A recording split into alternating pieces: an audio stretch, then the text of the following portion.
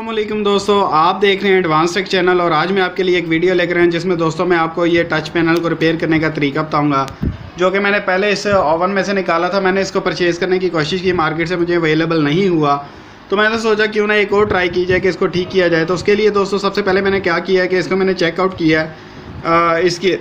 इसको इन्होंने 2 लेयर्स में डिवाइड किया हुआ है, यानी कि ये एक टच पैनल है लेकिन इसकी लेयर्स 2 हैं। इसको बड़े एहतियात से मैंने दोनों लेयर्स को अलहदा कर लिया है। ये अभी तो आपको बहुत ही आराम से अलहदा होता हुआ नज़र आएगा, लेकिन इसको मैंने बहुत ही मेहनत से और बहुत ही एहतियात से अलग किया है, क्योंकि इसके अंदर सेपरेटर लगे होते हैं। मैं आपको दिखाता हूँ, ये जहाँ पे ये आपको नज़र आ रहे हैं, ये सेपरेटर है। ये जो इस पैनल को उस पैनल की जो डायग्राम है उससे टच होने से बचाते हैं, यानी कि शॉर्ट होने से बचाते हैं। तो अब इसमें जो मुझे ज़्यादातर प्रॉब्लम नज़र आई है कि इसके अंदर जो काफ़ी ज़्यादा प्रिंट है उसके ऊपर इसकी ये जो गम होती है ये उसके ऊपर आ गई है। तो मैं इसको एक दफ़ा क्लीन करके साफ़ करके चेक करता हूँ कि ये ठीक होते हैं या नहीं। तो इसको साफ़ करने के लिए जो मैं बेसिक चीज़ यूज़ करूँगा वो है रबड़।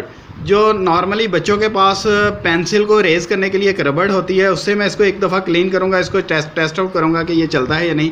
तो चलिए ज़रा जल्दी से मैं एक पेंसिल ले आता हूँ। तो ज़्यादा प्रॉब्लम आ रही थी 1 2 3 नंबर में, यानी कि 5 सेकंड 10 सेकंड और 1 मिनट का। तो हम सब फर्स्ट ऑफ ऑल उसको टेस्ट आउट कर लेते हैं, उसको रिपेयर करते हैं। तो मैं मोबाइल को ट्राइपॉड स्टैंड पे लगा दूँ।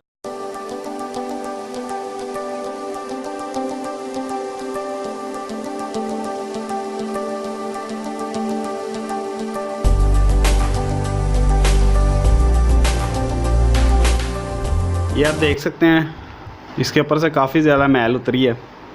अब इसको एक दफ़ा टेस्ट आउट कर लेते हैं।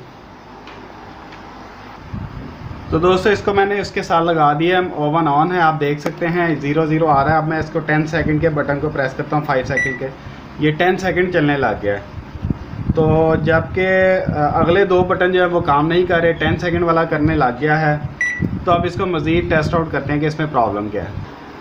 एक चीज़ जो कि मैं करना भूल गया था वो इस स्ट्रिप की भी सफाई थी। यहाँ से भी एक दफ़ा इसको अच्छी तरह से साफ़ कर लेना है।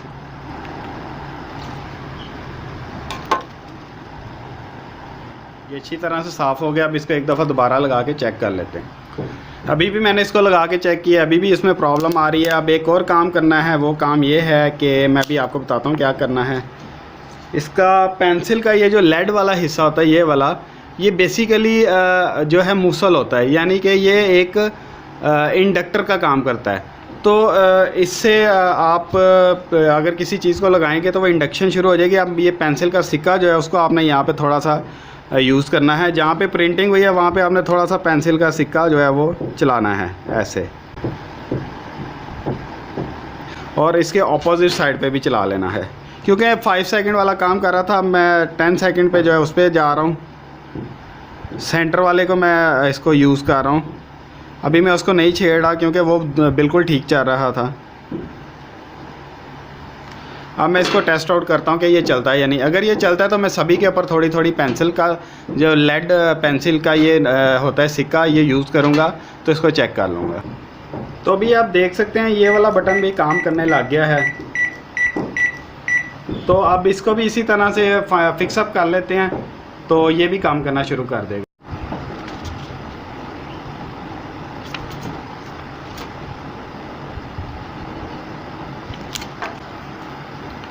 ये आप देख सकते हैं दोनों में लेड आ चुका है, जो कि एक इंडक्टर का काम करता है।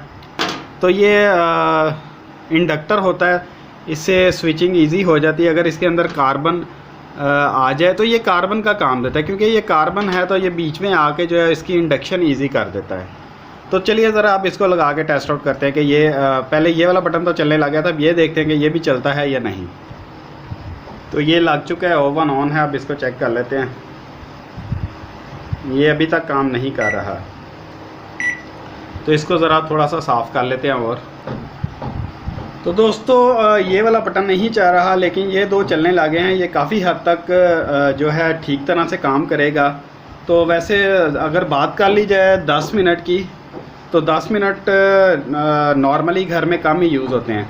तो 10 सेकंड और 1 मिनट का काम शुरू हो गया। ये मैक्सिमम 10 मिनट तक इसको चला देगा, 1 मिनट से 10 मिनट, और ये 10 मिनट से 1 घंटा होता है। तो आपको पता है 1 घंटा ज़्यादातर पिज़्ज़ा बेकिंग के लिए होता है, लेकिन अगर आपको ये वाला भी चलाना है तो आप इसको वो तरीका जो मैंने लास्ट टाइम एक स्विच का बताया था कि आप स्विच लगा सकते हैं, इस सिर्फ एक पॉइंट पे आप स्विच लगा सकते हैं, बाकी सारा आपका टच पैनल ठीक तरह से चलेगा।